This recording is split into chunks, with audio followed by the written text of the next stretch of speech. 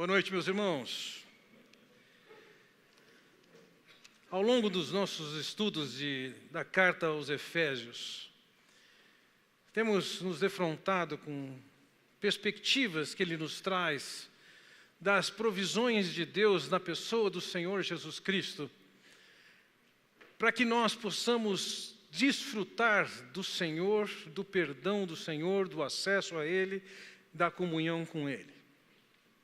Mas mais especificamente, entre os capítulos 2, 3 e até no início do capítulo 4, como vimos nos últimos 2 domingos, nós focalizamos aqui que dentro do projeto de Deus, ao alcançar o homem perdido, esse homem perdido é agora salvo, inserido num organismo que aqui nesse texto nós vamos algumas vezes chamado de corpo, de igreja, e particularmente no capítulo 2, versículo 15, é chamado de um novo homem. Ele não está falando aqui de um novo homem no sentido individual, particular. Esse novo homem que ele se refere aqui é o conjunto de todos os crentes que formam um novo organismo.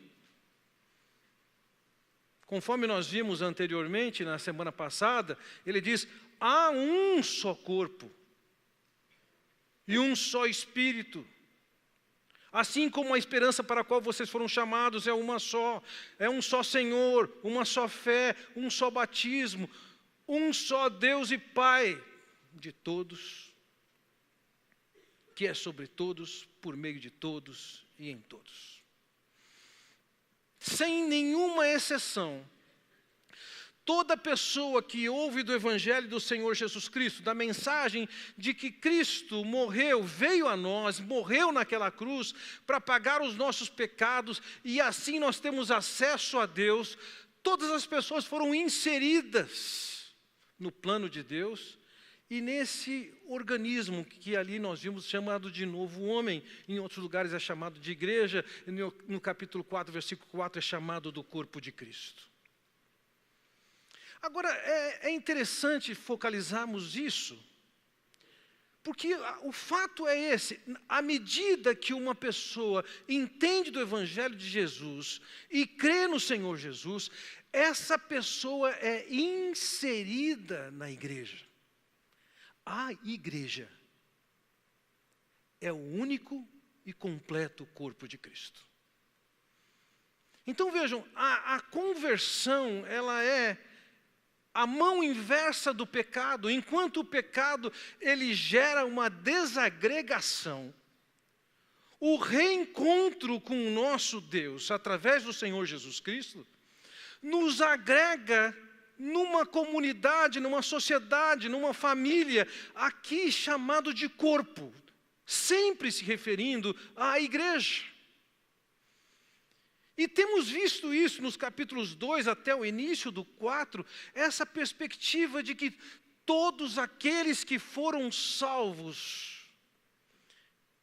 estes se tornaram parte do todo, do único corpo de Cristo. Agora, entre o versículo 6 e o versículo 7, há uma mudança de perspectiva.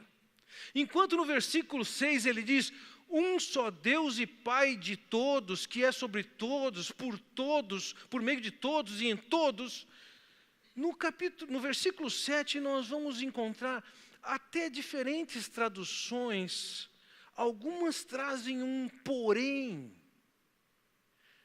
e essa que hoje eu lhes exponho aqui traz um e. Há alguma coisa diferente que ele começa a tratar a partir do versículo 7. É que enquanto até o versículo 6, a abordagem dele é do todo, uma vez que nos convertemos, todos fazemos parte de um único corpo, agora ele para de falar no todo e vai falar do cada um.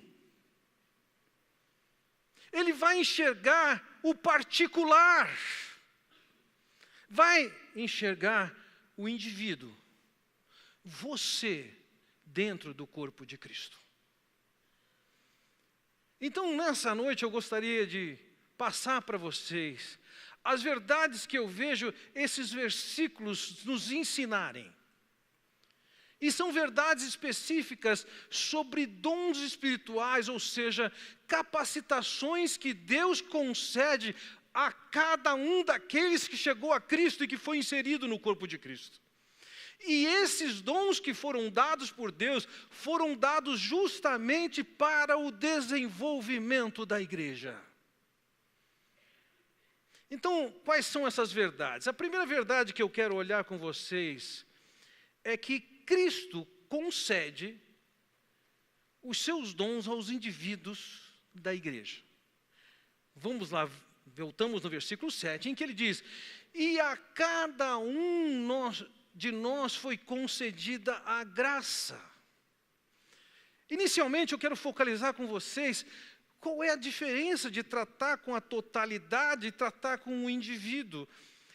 É relativamente fácil nós confundirmos e pensarmos, quando ele está falando de totalidade, que totalidade inclui uniformidade. E isso não é verdade. Nós vamos perceber que na ação de Deus sobre cada crente, depois que ele se converte ou no ato da sua conversão, essas pessoas elas ganham qualificações diferentes. A expectativa de Deus não é que a gente seja como num exército que os soldados estão exatamente iguais. A figura aqui é do corpo. E ele enxerga que nesse corpo existem partes do corpo com habilidades, qualificações, atribuições, capacidades diferentes. Então, na ação de Deus, na igreja, na vida de cada pessoa da igreja, está aqui uma ação de que Ele age em cada um, para que cada um complemente a necessidade do organismo todo. Então Deus nos faz diferentes porque com as nossas diferenças nós temos poder e condições de fazer alguma coisa que outras partes do corpo não são capazes de fazer, como é assim no nosso caso. Você pode não dar muita bola para certas partes do seu corpo e talvez até questionar, por que Deus deu para a gente o dedinho do pé? Ou o cílio, ou a sobrancelha, nós podemos desconhecer por que nós temos essas coisas. Mas o fato é que Deus deu cada uma dessas coisas que nós temos no corpo com um papel específico.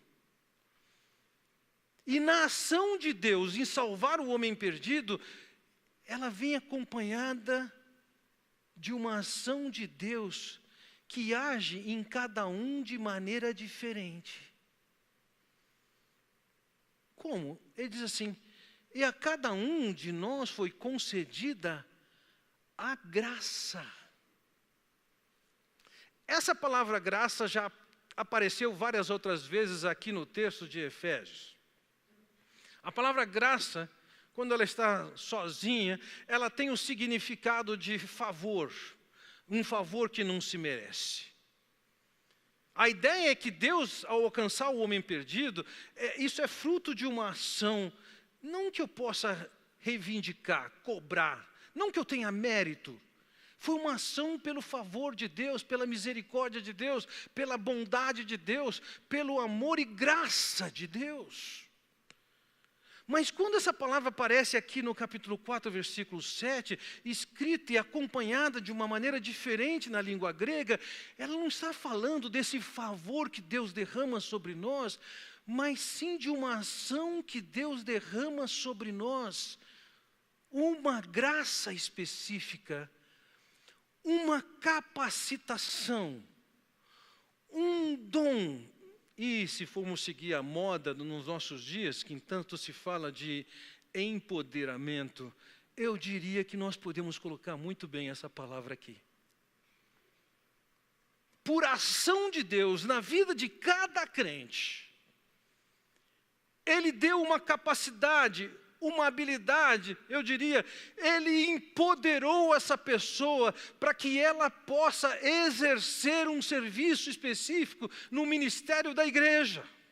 Então veja, além de Deus providenciar o perdão dos nossos pecados, além de Deus nos receber através do Senhor Jesus Cristo, Ele tem um plano para nós que envolve nos dar capacidades para cumprir com o projeto que Ele tem.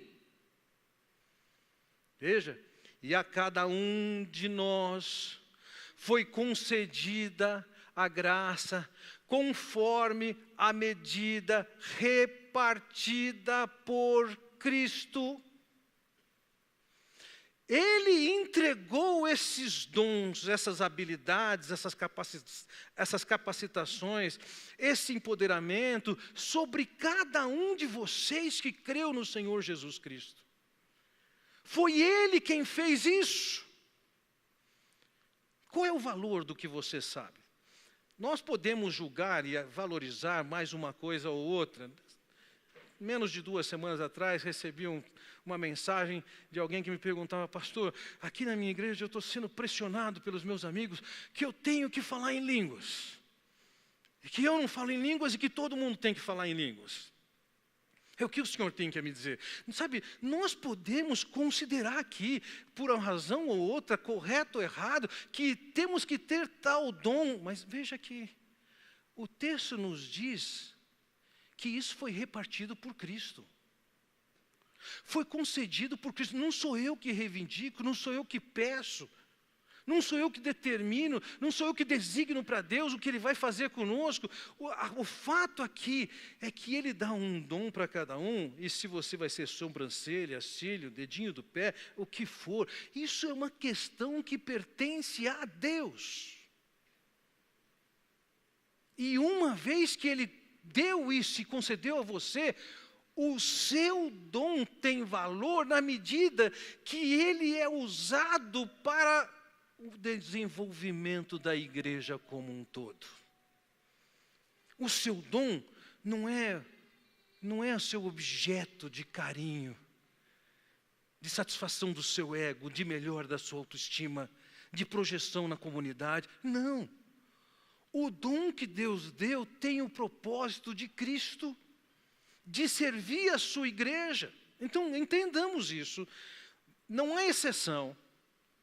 Todas as pessoas que chegaram a Cristo, foram salvas por Cristo, perdoadas por Cristo, se tornaram membros da igreja de Deus e também receberam essa graça que ele refere aqui a cada um. Ele deixou de tratar aqui no todos, no geral, agora é com você.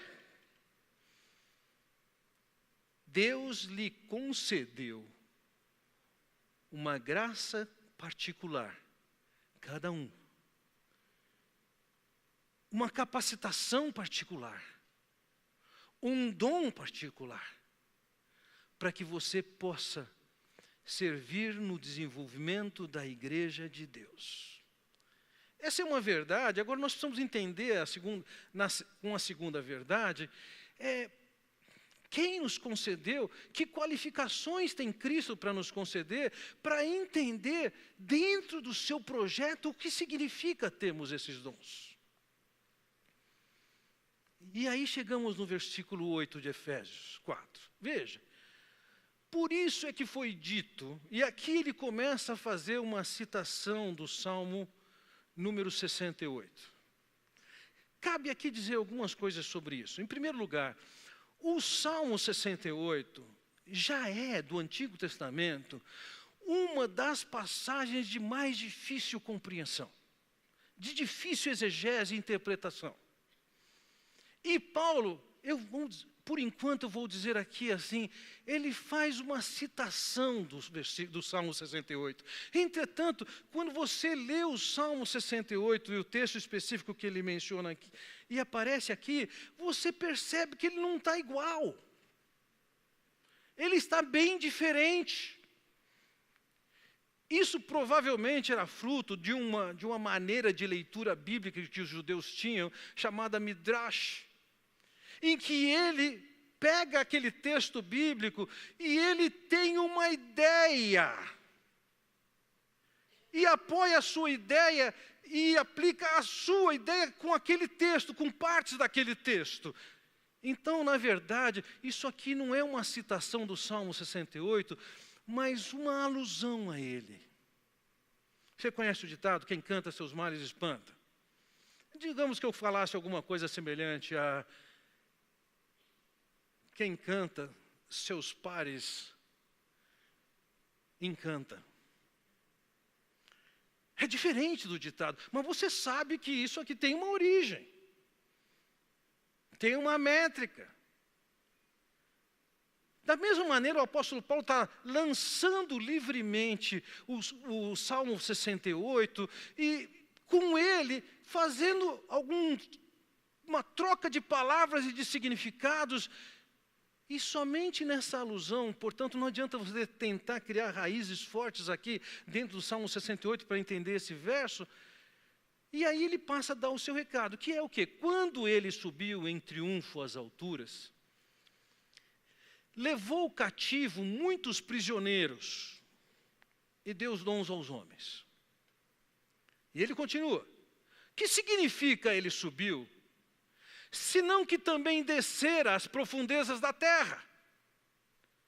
No versículo 10, então, ele diz, aquele que desceu é o mesmo que subiu acima de todos os céus, a fim de encher todas as coisas. Ele está falando aqui do Senhor Jesus Cristo, e ele está falando aqui de 3 ações do Senhor Jesus Cristo. A primeira é que ele desceu até as mais profundezas, a maior profundeza da terra. O que é isso? Alguns vão considerar que isso aqui é que quando Jesus morreu, ele chegou aí para o inferno. Muito criativa a ideia. A segunda é que quando Jesus veio até nós, ele chegou a ser sepultado. A terceira ideia, que me parece mais plausível, é que ele simplesmente veio à terra. A terra era a profundeza. Então ele se refere aqui que dentro do plano de Deus, Deus enviou o Senhor Jesus, ele veio até nós. Da perspectiva do trono de Deus, a terra é a profundeza. Então ele fala aqui da vinda do Senhor Jesus, da encarnação do Senhor Jesus Cristo. Ele vem até nós. Vive como um de nós, é reconhecido entre nós, e por várias pessoas que conviveram com ele, reconheceram que era alguém vindo da parte de Deus. Mas não somente isso, aqui diz que também que ele subiu. Quando o Senhor Jesus Cristo esteve entre nós, mostrando e evidenciando que ele era o Redentor que havia sido prometido. Além de trazer a mensagem e o recado de Deus, ele é levado até a morte. Ele é sepultado. No terceiro dia de sepultado, ele é ressuscitado. E ele sobe aos céus. E ele é colocado à destra de Deus na posição de mais alta autoridade. Paulo descreve, o escritor de Hebreus escreve, que ele foi colocado na posição acima de todo nome. O único que não está abaixo dele é o Pai. Então esse Jesus, que veio à mais profundeza na terra e morre, é ressuscitado e sobe à posição mais alta no universo, à direita de Deus. Ele ocupa essa posição gloriosa, poderosa, magnífica. Mas aí ele diz, a fim de encher todas as coisas. Ele que veio e morreu, ressuscitou, subiu aos céus, e nessa posição, ele não terminou o que ele começou. Há alguma coisa a encher ainda, há alguma coisa a ser completada. E quando ele diz aqui que essas coisas precisam ser completadas, é que O projeto não é tão somente alcançar você, perdoar o seu pecado e livrar você do inferno. É mais do que isso.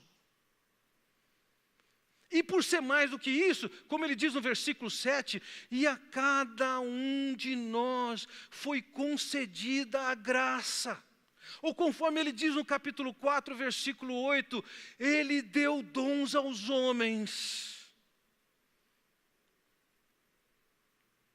Então, o meu dom, que Deus me deu, Ele deu porque isso faz parte de um projeto dEle.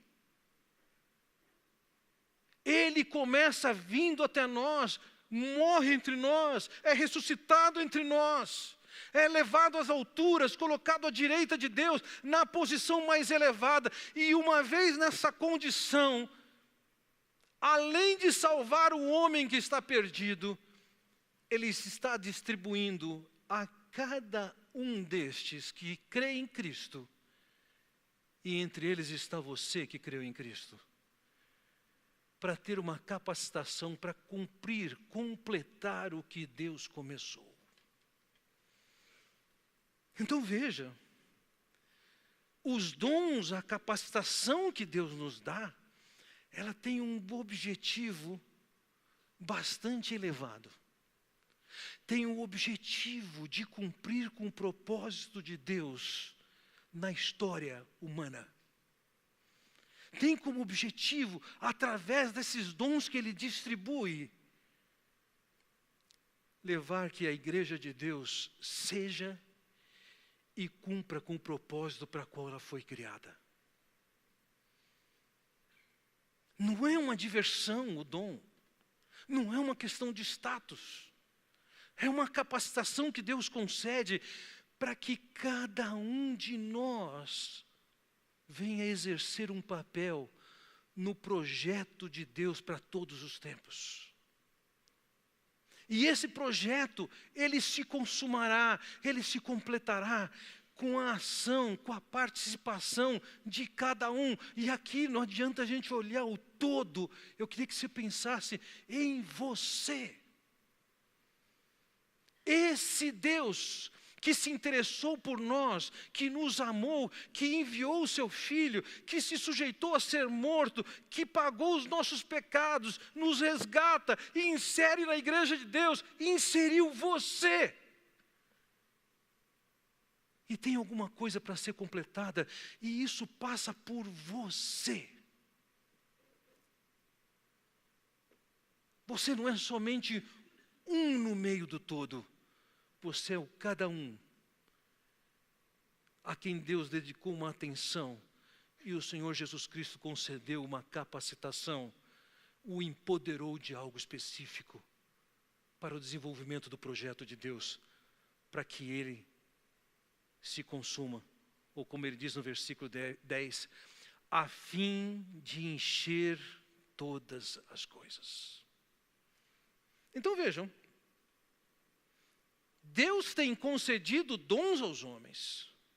Deus tem concedido a cada um aqui uma capacidade, porque Ele tem o projeto de completar o que começou, e isso envolve aperfeiçoar, transformar a sua igreja. Isso nos leva à nossa terceira verdade. É que, em parte, há dons que Deus concedeu à igreja como um todo e fazem parte da estrutura que Deus planejou. Nós vamos continuar no estudo desse mesmo assunto na próxima semana, olhando mais no geral, mas existem alguns dons que foram concedidos à igreja, e o assunto do versículo 11 que ele diz, e a cada um, e ele designou alguns para apóstolos, outros para profetas, outros para evangelistas, e outros para pastores e mestres. Veja, ele já havia dito anteriormente que é Cristo quem concede, nós simplesmente recebemos a graça. É Cristo quem reparte, nós não ficamos calculando e definindo o que Deus tem que dar para nós, reivindicando para Deus o que Ele tem que dar. Ele dá conforme a decisão soberana dEle, conforme o projeto dEle. E dentro dessa ação soberana dEle, na sua sabedoria, Ele designou alguns personagens específicos para a igreja como um todo. Os 4 personagens aqui apresentados, pode parecer que são 5, mas são 4, são esses que aí estão. O primeiro deles é o apóstolo. O sentido puro do termo apóstolo é enviado da parte de. Mas o termo era empregado para descrever um oficial, um representante oficial que ia falar por uma autoridade. Poderia ser um embaixador especial. Então, a bem da verdade, quando Cristo chamou aqueles discípulos, chamou-os e constituiu os apóstolos, os 12 apóstolos de Cristo, eles eram delegados oficiais enviados por Cristo para cumprir com o projeto que Ele tinha começado. Vamos entender. A obra de Cristo foi absolutamente magnífica, mas em certos aspectos ela foi bastante limitada. Ela é magnífica em que os pecados de toda a humanidade foram pagos na cruz. Isso não é pouco. Ele venceu a morte sendo ressuscitado. Mas o grupo de pessoas que ouviu sua mensagem, que foi alcançado com a mensagem, foi reduzido. Seus milagres foram vistos por poucos. Então, pessoas foram designadas e delegadas para irem além das fronteiras de onde Cristo havia atuado, para completar a sua obra, levar a sua mensagem e o seu plano nos lugares mais longínquos da terra. Esses apóstolos foram aqueles que inicialmente foram escolhidos pelo Senhor como os seus delegados oficiais e têm critérios específicos para ser o delegado, o apóstolo do Senhor. Aqueles que se reivindicam hoje o título de apóstolo, não tem nada a ver com aqueles 12. Aqueles 12 eram pessoas que viram o Senhor, não ouviram falar dele. Eram testemunhas, aprenderam dele. Mas a palavra apóstolo não teve somente uso para aqueles 12. A palavra apóstolo também foi empregada para descrever o apóstolo Paulo.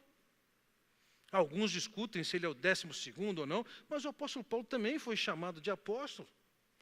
Além da esfera dos 12, Paulo foi chamado de apóstolo e quase uma dezena de outras pessoas na Bíblia também foi chamada de apóstolo. Pessoas como Tiago, irmão de Jesus, Barnabé, Apolo, Silvano, Tito, Epafrodito, Andrônico, Júnia. São personagens que estão dentro do livro das Escrituras que são chamados de apóstolos. Mas por que eles eram chamados de apóstolos? Porque eles tinham uma ação de ir além das fronteiras em que eles estavam restritos, e além dessas fronteiras, eles levavam a mensagem do Senhor Jesus Cristo. Falavam da sua vinda, das suas obras, do seu caráter, da sua morte. Falavam do Evangelho Redentor.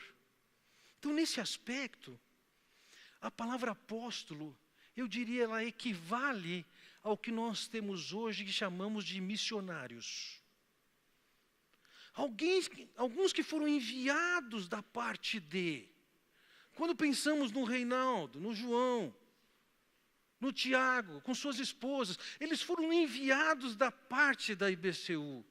São nossos missionários. Tecnicamente, até poderíamos chamá-los de apóstolos. No sentido de que eles foram enviados, saíram do nosso meio e foram para pregar o Evangelho. Deus concede apóstolos à igreja. Mas não somente apóstolos, veja, o texto também diz que ele concedeu profetas. Quem são esses? Os profetas do passado, eles tinham uma certa atribuição, eu diria, de auditoria da fé.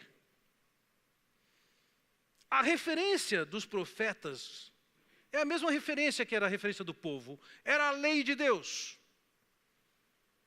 E diante do que ele via, como o povo se comportava em relação à lei de Deus, ele, como um auditor da fé, ele denunciava os desvios, ele confrontava os desvios, ele encorajava as pessoas a andarem no caminho certo, ele exortava as pessoas a andarem no caminho certo, ele consolava as pessoas, ele era um aplicador da lei de Deus, levando para o povo uma mensagem atual para o contexto do momento. Em algumas circunstâncias, eles também tinham uma função de predizer algo que iria acontecer. Quando chegamos no Novo Testamento, nós sabemos, e vimos isso em Efésios capítulo 3, e agora estamos tropeçando de novo aqui no capítulo 4, que aparecem profetas que, pelo que Paulo descreveu um pouco antes na carta, eles mesmos, os profetas do Antigo Testamento, não tinham conhecimento do mistério que Deus tinha a fazer, ou seja, de resgatar todo o homem de todo lugar e colocar num só corpo um novo homem. Isso foi entendido depois de Cristo. Então surgiram no meio da igreja, no início da igreja, alguns profetas que tiveram a atribuição de receber a revelação de Deus e, juntamente com os apóstolos, nos darem o material que forma as escrituras que nós queremos hoje.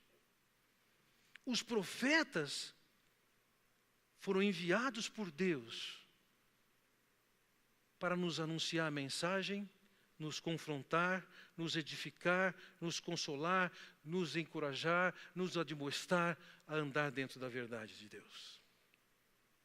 O terceiro personagem que aqui está é o evangelista. Quem é o evangelista?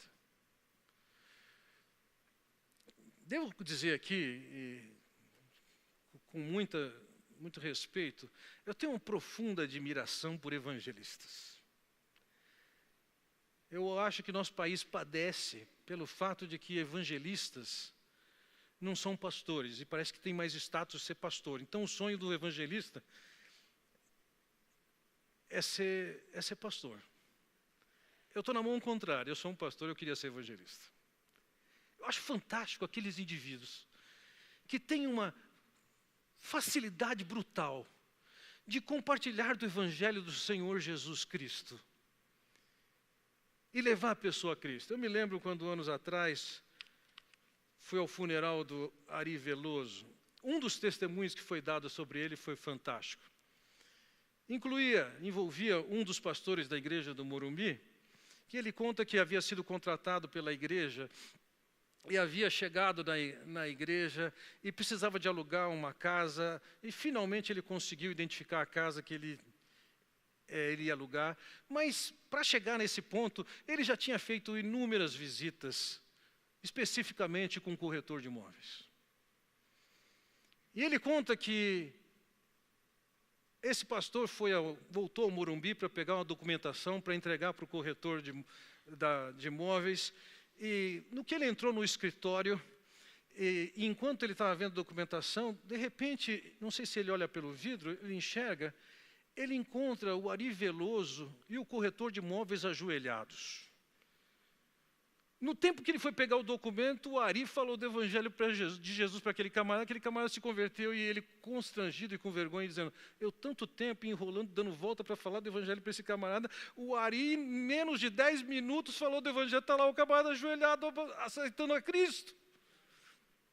Eu tenho inveja, santa, mas é inveja.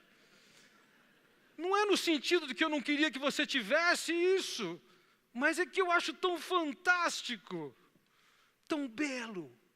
Aquelas pessoas que sempre, uma parte da sua vida, Deus colocou nas suas veias um amor e uma habilidade de se aproximar de pessoas que não conhecem, e em vez de serem impedimento, elas criam facilidade para a pessoa chegar a Cristo.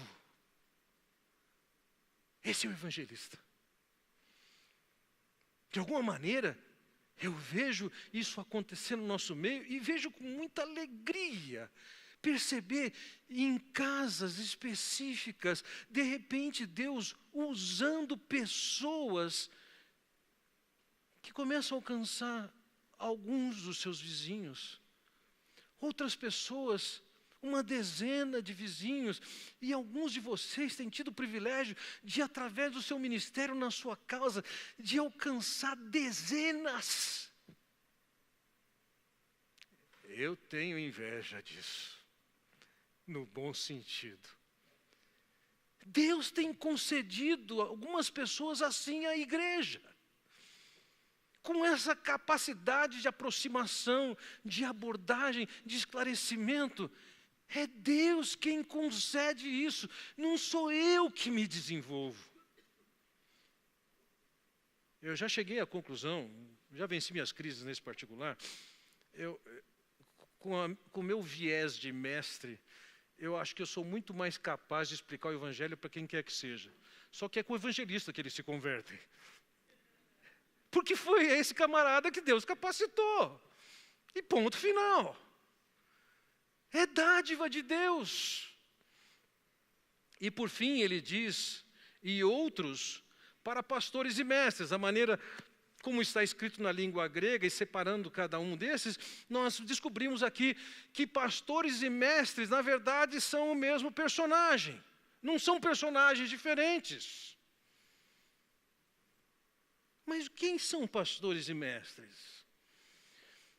Eu diria que os pastores, eles têm basicamente duas atribuições, duas responsabilidades. A primeira delas é que ele é um guia. É uma referência. Ovelhas, por natureza, elas precisam de que alguém as guie. Não é um animal que sobrevive sem o manuseio humano. Precisa do manuseio humano. Precisa de alguém que oriente o caminho. Precisa de alguém que diga o que vai comer, quando vai comer. Vamos entender uma coisa. Se você ainda não sabe disso, entenda isso. Deus escolheu essa figura da ovelha para descrever os crentes. E se você tem uma imagem muito pueril sobre o que é ovelhinha, é tão lindinho, branquinho, fofinho, quero dizer para você, Deus escolheu a figura de ovelha para você, para mim, não é por causa disso não. As 3 características mais fortes de uma ovelha é que ela é idiota, é cega e indefesa. Desculpa, foi Deus que escolheu a figura, não fui eu. E nessa condição, sendo indefesos, não sabendo exatamente o que temos que comer, como nos defender, precisa de um pastor, de um guia, que vá à frente, que oriente, que siga na frente e mostre o caminho. Por isso, entendo que quando Paulo descreve as exigências para alguém ser pastor, 1 Timóteo 3 e Tito 1, tem uma qualificação brutal para ser pastor. Por quê? Pastor, antes de ser um comunicador, ele tem que ser uma referência de vida. Ele é um líder. Diferente do apóstolo que está rompendo as barreiras, do evangelista que está indo em tudo quanto é lugar e falar, o pastor Deus escolheu e designou para um lugar específico, para um pedacinho do rebanho. Me assusta quando eu vejo nos nossos dias, no meio evangélico, tanto culto a celebridades e pessoas buscando do pastorado tirar grande fama e reputação nacional. Senhores, isso é incompatível com a função de pastor. Alguns estudos, inclusive, já têm demonstrado as melhores igrejas têm pastores que são conhecidos dentro dos seus limites e não por aí afora. Isso é estudo feito com mais de 3.000 igrejas. Mas além de líder, um pastor, ele cuida da alimentação do rebanho. Anos atrás, Giuseppe e eu fomos a um criador de ovelhas aqui em Morungaba. E aquele responsável por criar aquelas ovelhas ali, ele estava explicando algumas das coisas sobre aqueles animais, e pode ter certeza, essas características, indefeso, idiota e míope, ele dizia isso mesmo. Mas ele disse o seguinte: logo que o dia é despertado, ainda tem sereno na planta, no pasto, eu não posso deixar a ovelha comer aquele pasto. Por quê? Com o frio da noite, com o sereno na planta, tem um vermezinho que sai da raiz da planta e fica na beira do capim, onde está molhado. Eu preciso esperar que o sol bata, o capim seque, então o verme vai de volta para a raiz. Se eu deixar a ovelha comer com o verme na ponta do capim, isso vai ter problemas graves para a ovelha. Então, a ovelha não sabe o que ela pode comer ou não pode comer, é o pastor que vai definir isso. E a função pastoral aqui é a função de ensinar as Escrituras, de alimentar o povo de Deus, dentro de um lugar específico, mas é a função que ele tem a cumprir. Agora, meus irmãos, nós estamos falando da estrutura disso, mas o que isso tem a ver com você? Nós vamos falar muito sobre você na próxima semana, mas eu gostaria de considerar com você e terminar minha mensagem com duas ilustrações. Para alguns de vocês, isso é só uma imaginação, para outros isso já é uma realidade. Então, como eu imagino que isso é uma imaginação para a maior parte de nós, imagine que você tem um sítio ou uma pequena fazenda. E para que as coisas aconteçam no seu sítio, você então providencia e compra um trator, um pequeno trator. Compra também enxada, pá, e leva para o seu responsável lá na fazenda e entrega para ele, dizendo: olha, essa semana você vai ter que fazer tal serviço, está aqui o trator, estão aqui as ferramentas. E você volta para a sua casa, e depois de uma semana você vai lá ver como é que está o serviço, e você percebe que o serviço não aconteceu como devia ter acontecido. Aliás, você viu o trator está uma beleza, está limpinho, polido. Você é estranho aquilo, vai falar com o responsável e chega para ele e pergunta: ei, o que aconteceu com o trabalho? Estou vendo o trator limpinho, o trabalho não está feito. Eu falei assim: dá até dó colocar esse trator lá naquela terra toda. Para ser sincero com o senhor, só tenho usado esse trator para levar meu filho na escola na cidade. E você olha no jardim assim, foi feito um arranjo com a pá e a enxada, no gramado, no jardim da casa do capataz. Você fala: o que é isso? O senhor gostou? Bonito, né? Foi minha esposa que fez isso aí, deu polida na enxada. Sabe, algumas vezes eu acho que a gente está fazendo isso. Deus nos deu capacitações e nós estamos enfeitando o jardim. Estamos usando essas coisas para o nosso proveito pessoal, quando nós somos parte do grupo que foi empoderado por Deus para completar o que Ele começou. Uma segunda imagem que eu quero colocar para vocês. Aqui está a Pietà de Michelangelo. Quanto mais eu olho para essa obra, eu penso: meu Deus, como é que um ser humano é capaz de reproduzir isso com tanto detalhe e tanta beleza? Imagine que Michelangelo estivesse fazendo essa obra. E você já está admirado com o que ele já começou a fazer. E num determinado momento ele entrega as ferramentas para você e fala: continua. Imagina se você pudesse ter o seu nome associado ao nome de Michelangelo. Não foi só ele, foi você que participou disso.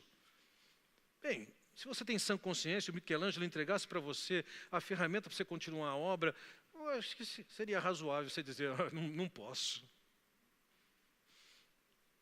Agora imagine que o Rei do Universo, com começou uma obra e diz para você: continua.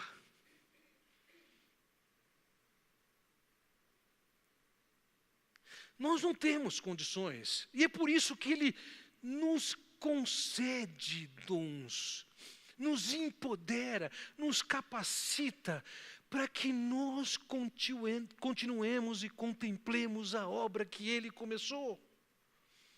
Onde é que está você nisso?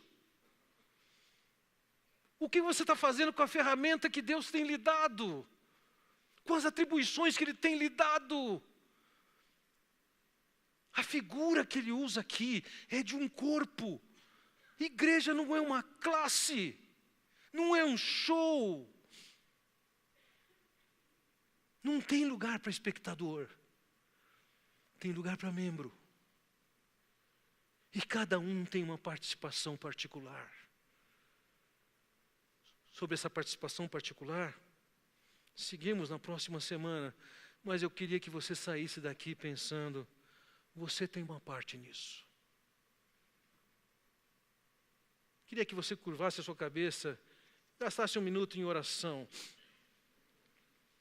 respondendo para Deus o que você está pensando, percebendo à luz do que aprendeu nessa noite.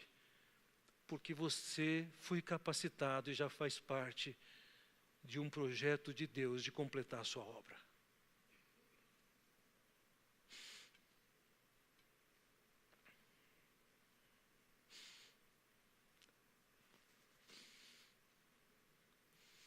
Ó Pai Celestial,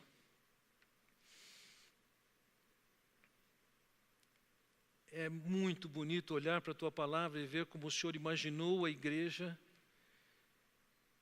como o Senhor a constituiu, que arquitetura, que projeto tão além da nossa capacidade. Além de admirar isso, Senhor, nós temos que reconhecer que somos privilegiados de participar desse projeto. Implicações eternas para toda a história humana e além da humana. Ó Senhor, como oramos no começo, dá-nos consciência da nossa responsabilidade, dá-nos postura que nos leva à obediência e que nos leve a fazer o serviço que nos cabe, marcado pela excelência. Mobiliza-nos, Senhor, desperta-nos, leva-nos a cumprir com o projeto que o Senhor tem para nós. Eu oro, Pai, no nome do Senhor Jesus Cristo. Amém.